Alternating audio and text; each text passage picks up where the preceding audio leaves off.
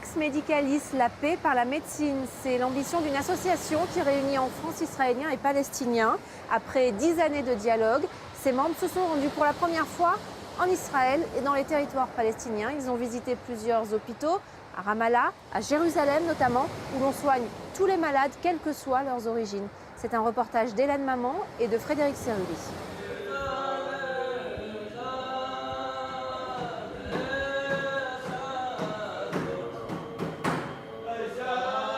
Le tombeau des patriarches. Nous sommes dans la vieille ville d'Hébron, en Samarie, Cisjordanie, où vivent encore quelques Israéliens. La prière des fidèles juifs résonne.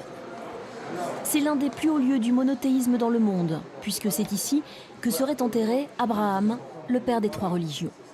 Et c'est là que commence le voyage des professionnels de santé, réunis par l'association Pax Medicalis. Depuis un attentat perpétré en 1994, des règles de sécurité sont imposées. Il est vrai que le fait de ne pas pouvoir rentrer tous ensemble, juifs, chrétiens et musulmans, par la même entrée, j'ai éprouvé de l'étonnement et quelque part de la frustration, et je me dis qu'il y a encore du chemin à faire. Le groupe se dirige maintenant vers Bethléem, où serait née une autre grande figure biblique, Jésus. L'église de la Nativité est son entrée d'1,20 mètre à peine, appelée Porte de l'Humilité. Voilà 10 ans que Pax Medicalis réunit sur le territoire français Israéliens et Palestiniens mus par la même volonté de paix. Et il était devenu essentiel de se confronter à la complexité de la région. Il était nécessaire que tout le groupe touche du doigt la présence au niveau d'Israël et des territoires palestiniens de lieux hautement symboliques qui font que ces lieux sont tellement disputés.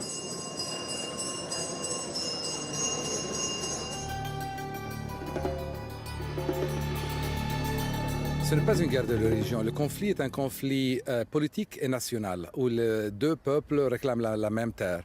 Et c'est beaucoup plus tard, surtout à la fin des années 80, que la religion est entrée pour compliquer la chose, surtout avec les mouvements fondamentalistes d'une part et de l'autre.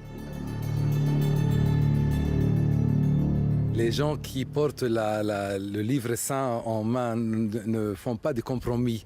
Ils disent simplement « Dieu dit ». Alors là, ça complique vraiment les choses. Ramallah, Cisjordanie. Le Palestinian Medical Center, flambant neuf, est la fierté du nouveau ministre de la Santé. L'hôpital cherche à développer ses relations internationales et à élargir le champ de ses donateurs. Il ouvre volontiers ses portes au groupe de médecins. Parmi eux, Hassan, réanimateur pédiatrique au Maroc. Il cherche à connaître la manière de travailler de ses collègues palestiniens.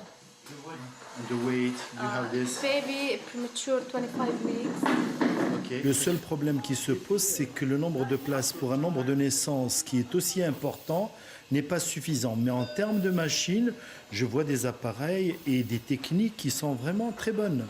Ils n'ont rien à envier au meilleur service. C'est vraiment très très bien. Vous travaillez comme ça vous-même ? Oui, on travaille comme ça, on ne travaille pas mieux.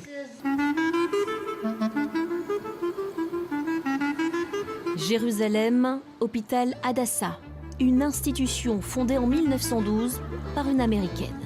À l'origine, 2 infirmières étaient chargées de poser les toutes premières bases d'un système de santé en Israël. Aujourd'hui, Hadassah est un centre de soins et de recherche mondialement reconnu et il a conservé son credo, soigner absolument tout le monde.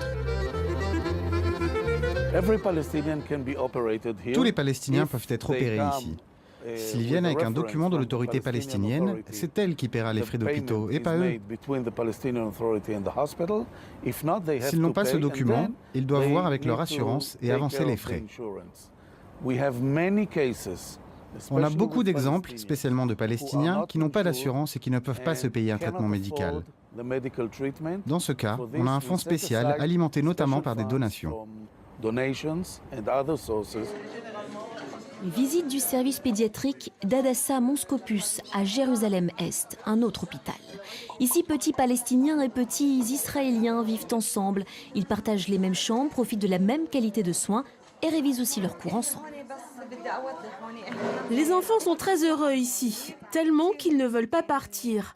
Aucune différence n'est faite entre musulmans, chrétiens et juifs. Je ne m'attendais pas à ce sourire. J'ai vu qu'ils sont très heureux. Et elle ne veut pas, c'est ce qu'elle dit. Elle aussi, elle est contente parce qu'elle trouve ça vrai. Elle peut s'exprimer. C'est l'hôpital, c'est ce qu'elle a dit. C'est l'hôpital, donc il n'y a pas de frontières. Chaque année, ce sont ainsi 20 000 Palestiniens, habitants de Gaza compris, qui sont soignés dans les hôpitaux en Israël. Le groupe est parti au Proche-Orient pour trouver sa prochaine action humanitaire et il l'a peut-être retrouvé ici, à l'hôpital Saint-Joseph de Jérusalem-Est, où habite une grande majorité d'Arabes israéliens. L'hôpital est dépourvu de maternité, or 18 000 bébés naissent en moyenne chaque année dans ces foyers. La capacité des hôpitaux dans cette zone est actuellement de 4 500 naissances seulement. Donc il y a un très gros déficit. Et ce qu'on prévoit de bâtir ici, c'est une maternité qui pourra accueillir jusqu'à 6 000 naissances par an, donc qui pourra couvrir une partie de ce déficit. L'association n'apportera sans doute pas d'argent, mais plutôt l'expertise de ces médecins et bien sûr, toute leur bonne volonté.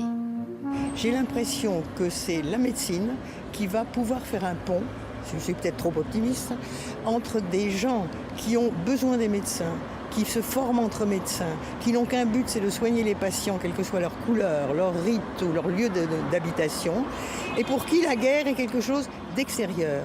Un Israélien nous a dit très justement, quand j'ai contacté tel médecin, je lui ai dit, t'as pas besoin de m'aimer, t'as pas besoin de me trouver sympathique, on va travailler ensemble. Il a ajouté, on est devenus des grands amis.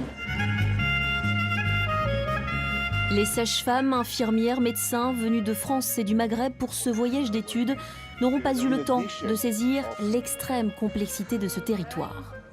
Mais ils ont observé une chose essentielle, des Israéliens et des Palestiniens être soignés ensemble, vivre ensemble, parfois tout simplement. C'est une réalité, imparfaite et fragile, mais porteuse d'espoir, et elle réchauffe le cœur.